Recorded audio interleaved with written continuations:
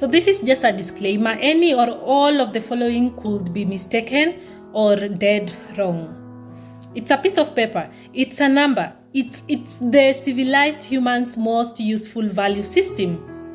This is not a moral judgment for or against money or a fiat currency. It's just how I personally perceive and understand money at this point in time.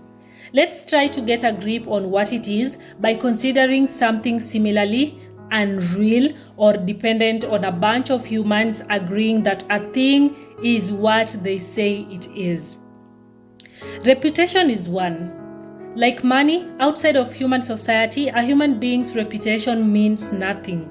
In fact, it's even more unreal than money because it has no reliable and standard placeholder. There is no reputation card we carry in our wallets, and it can be based on many things which could be true or false.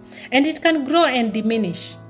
But like money, it has the power to greatly affect our personal life. It can accumulate a debt that requires a lot to bring you back to zero.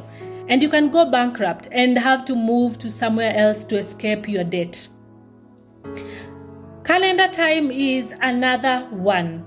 Like money, it has a placeholder, which is the celestial movement of the earth around the sun, with an agreed upon day we call New Year's Day, which serves as a consistent basis for the world to synchronize activities according to date and time. But outside of human society, there is no such thing as New Year's Day or Christmas. And even to a different cultures or civilization, the calendar can vary. But because it does not bother us as much as money problems do, it's a non-issue not worth much thought. Language is another real and unreal thing. Outside of human society, all that language is animal sounds or markings on some object. Yet we depend on it. It's not a luxury to communicate your thoughts and ideas freely and easily.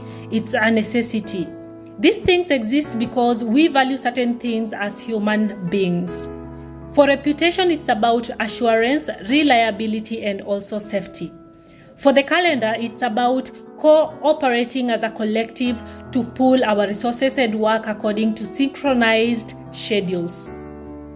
For language, it's about communication, which makes all of that possible. In the same way that language provides a channel of communication to make many human activities possible, money provides a channel for the exchange of a standardized form of human value.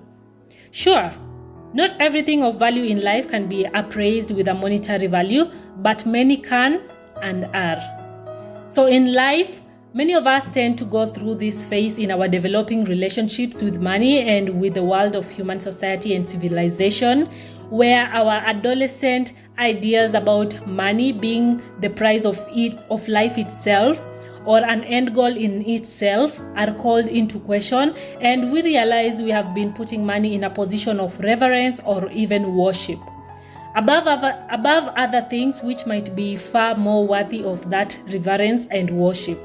And we go through a phase where our minds tear down the statue of the tyrannical dictatorship role that money has far played in our life.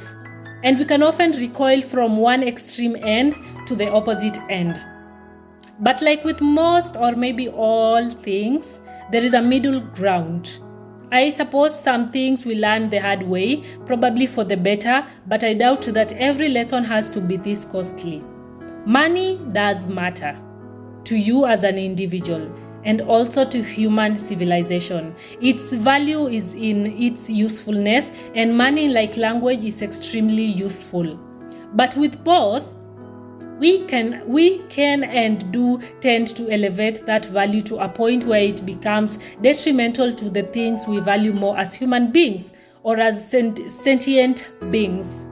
The worship of language and knowledge systems makes us very mind-identified, where we lose touch with our other senses, our intuitions, our nose for truth, and our love of being alive.